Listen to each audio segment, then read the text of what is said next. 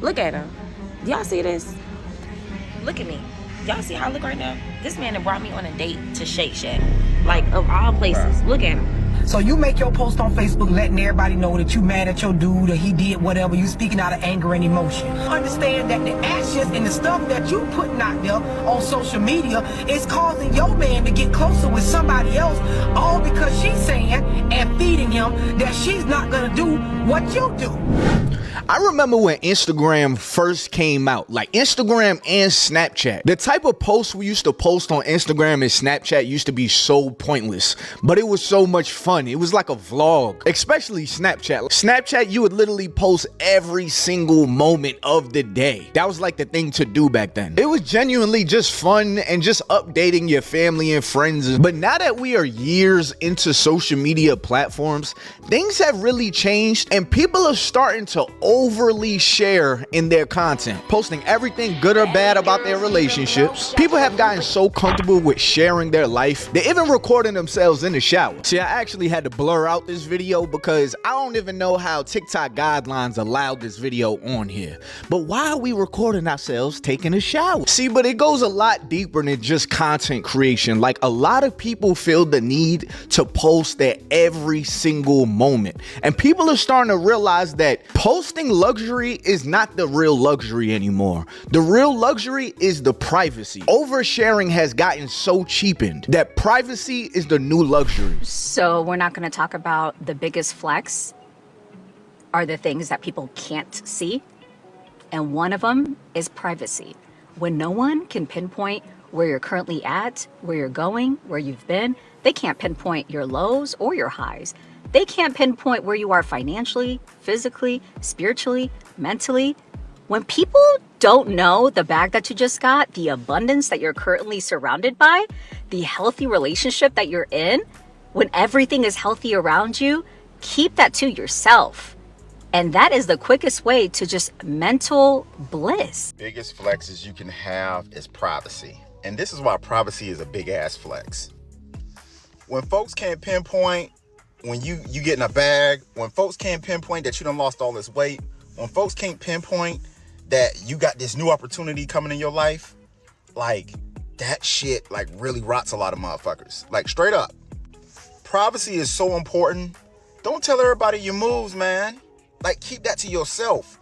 It's a lot of folks rooting against you. Let me tell you something. You got friends, you got family, you got people that's really close to you rooting against you. They're not on your side.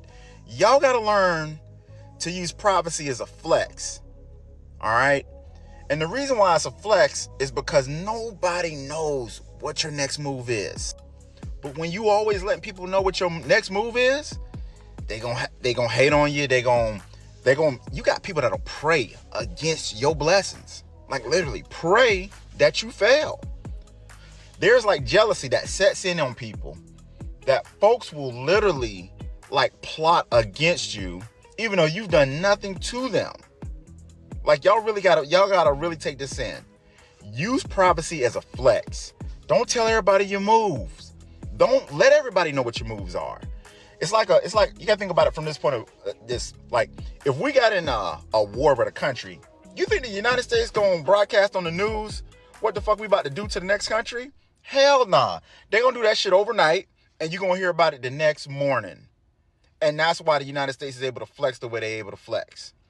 So, folks, with privacy, keep that as a flex, man. Privacy is one of the biggest flexes because when nobody can't know your next move, they can't plot on you. See, as an influencer, I fell into this trap really bad early on because I was trying to make social media my full-time job. So the more posting I was doing, the more engagement. It all made sense to me, at least. But it got to a point where if I was doing something fun or something important and I didn't post it, it was almost as if that moment never happened. It was like I had to be sharing that moment with my social media followers in order for me to really enjoy myself. And then the people that would have like one or two posts on their page and then only post a story when it's somebody's birthday, hence my wife, I always looked at those people like, I don't really understand. It wasn't until I took a long break from social media that I realized that it's so much freedom in your privacy. We don't realize when we're constantly trying to post our lives, We don't do certain things or enjoy certain things if it's not post worthy. That's part of the reason why I feel like a lot of ladies don't like the whole Cheesecake Factory date,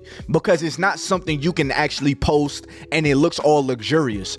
But if you're honest with yourself, you actually get more for your money at a Cheesecake Factory or Applebee's than you do at these luxury places. But because that doesn't fit the aesthetic of what they want to portray themselves as on Instagram, they're completely against it. Because at the end of the day, people that post that much, they're really looking for validation from other people so they know what they're doing is acceptable. Look at him. Y'all see this? Look at me. Y'all see how I look right now? This man that brought me on a date to Shake Shack. Like, of all places. Look at him. Bro, you got all the chains and stuff like that on your neck. Just like that girl, but She might have been wrong. Shake Shack is nothing wrong. Then you order the chicken sandwich and stuff. Like, it's nothing wrong with Shake Shack. Shake Shack is a good spot. You tripping? Really? So you could have took me nowhere else better than Shake Shack. And Shake Shack is a good spot to go. I mean, this what you got me. Any That's it. female would have loved to go to Shake Shack. You got me 2 sandwiches and a drink. So what? And it cost me $50 for just this. This cost you $50. $50. It cost me $50. Let me see the receipt. You ain't got to see the receipt. That's how much it costs. You act like you ungrateful. That's why I don't like going on dates and stuff like that. I mean, you be going out spending hundreds of thousands at the club and stuff like that. I don't see why I gotta come to Shake Shack. But the thing about it is this is lunch. You feel me? You said, let's go out for lunch. Surprise me. And I took you to Shake Shack. And this is how you act. And that's the best surprise you could have got. Go ahead, start recording. I'm already in there. I'm gonna show the internet. Yeah, show them. Show them. You feel me? Show them. But you want to order like you still order like you want to eat. You still about to eat. I ain't say the food was nasty. I just said I wanted something else. You wanted to go to what? Where you want to go? Where do you want to go? I mean, shoot. I mean, right here in the South Side. I mean, all these fancy restaurants over here. We couldn't have got something that at least gave me some silverware. We could have went that for dinner. Okay, but check this out. Check this out though. Hold on. I'm about to prove a point though. Pick up your fork. Let me see your fork. Yeah. That's how Shake Shack do their forks. That's a fork. This is how Shake Shack do it. Okay. This is how Shake Shack. This is finger food. Okay. Like, you don't even need a fork. This is bougie. Like, right. That's bougie. Like, I really believe that people would be so much more humble if they didn't feel the need to overshare their life. Because if you was somebody that was really just focused on just being present with somebody, you wouldn't be so worried about the aesthetics. But everybody is so worried about the aesthetics because everybody wants to overly share. The crazy thing about it is a lot of the people that want to show this luxury lifestyle, they're not really even living like that in real life. Listen, y'all, do not be that person that you're trying to show a luxury lifestyle. You need to have real money in real life. Actually have multiple streams of income. Yo, if anybody's looking for a side hustle just to make a couple of $100s a month, I found a website for y'all, but the only thing is you have to play some games on there. You basically got to play some games on your phone. They're like apps on your phone, and I know everybody don't like playing games. I figure this is a cheap way to make a couple extra $100s a month, which could probably pay like your phone bill or something. So I'll put the link in the description below, along with pinning it to the comments down below. All you got to do is just sign up. Just check it out. Check out the games that they have. These companies are paying people to play their games. That is crazy to me. And everything is free for you. And when you click my link, you already start out with a free $5. That is wild. All I'm saying, just try it out. If it ain't for you, it ain't for you. But I say definitely try it out though, because that's free money right there. I feel like so many people on the internet act fake rich. And it really irks me just because it just creates this idea, especially here on social media, that you're supposed to have and supposed to be at a certain point, even when those people that are pretending aren't even at that point. For example, this is stemming from, I just got this car and it's a Mazda and I'm so proud of this car. I worked hard for it. I was able to put a lot of money down on it and I said that it was my dream car. And although like every single comment has been so sweet, congratulating me, people saying that Mazda is their dream car, there were a few comments and some that I deleted because that were like, really, a Mazda is your dream car? A Mazda? And I'm like, yeah, a Mazda. I'm very mindful with my coins. What? Also, I do very well for myself, but I'm living within what I have at the moment. A new Mazda car is incredible to be able to afford to get myself. Let me just share this with y'all.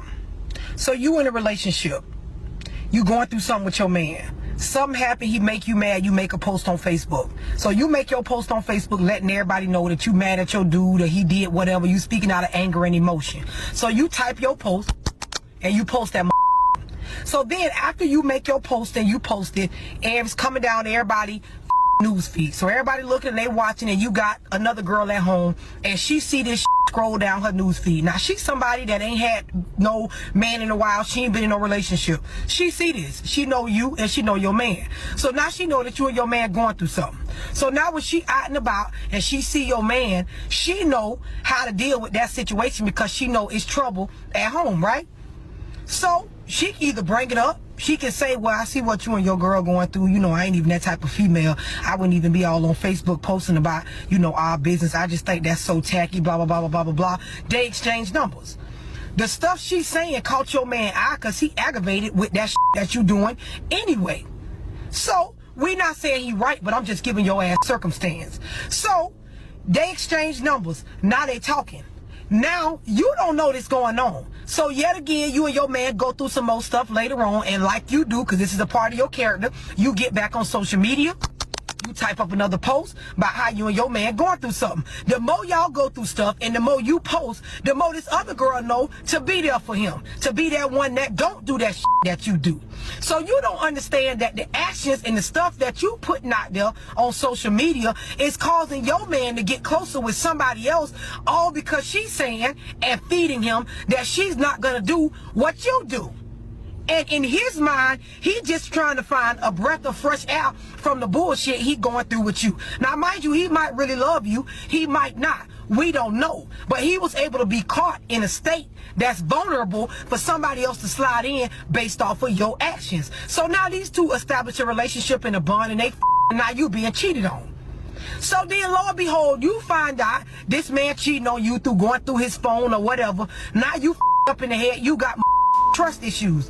But guess what? You got trust issues off of your actions because you don't know how to keep your business your business. I got 2 videos coming on trust issues from 2 different perspectives. Y'all make sure y'all with me. Y'all ask for it, so here it go. See, the psychology behind overly sharing could really affect some big decisions in your life. So many people are so focused on what the posts will look like rather than what the quality will be like. Like, people will settle for a partner that looks great in a selfie but has zero respect for them, just to impress some people that have monitoring spirits, and you don't even talk to these people. But scratch all that, I had to really stop oversharing when I realized how dangerous oversharing actually is. Like, while you may think that people are watching and admiring your accomplishments that you have, some folks is really pocket watching. Like, they really counting to see how much that trip actually cost, how much those sneakers that you're wearing actually cost, how much your jewelry possibly costs, just so they can either ask you for some money or set you up and rob you. I gotta be honest, not feeling the need to post all the time, it makes you feel like you're living less for an algorithm and more for yourself, less for people that you don't know and more for the present moment. Like me personally, I delete Instagram all the time until I feel the need to post something, and usually after I post it, I just delete the app again, because I don't want to fall into that loop of trying to get validation from other people on whatever moment that I was possibly happy about. The real luxury is privacy. Make your money, take your L's, all in silent. Therefore, nobody asks you for money or trying to rob you. Enjoy your vacation or enjoy your night out. Like, it's so many times that I see people going out and they got so many posts throughout the night. It's like, how did you enjoy yourself when you was posting all night? Like, I literally just imagine you like this, and then you mess around and go out with those people just to find out that they were sitting in a section like this the whole time until they pulled their phones out. They wasn't really enjoying themselves. They just made it seem like they was enjoying themselves for their story, to get validation for people that wasn't there, rather than actually trying to enjoy themselves.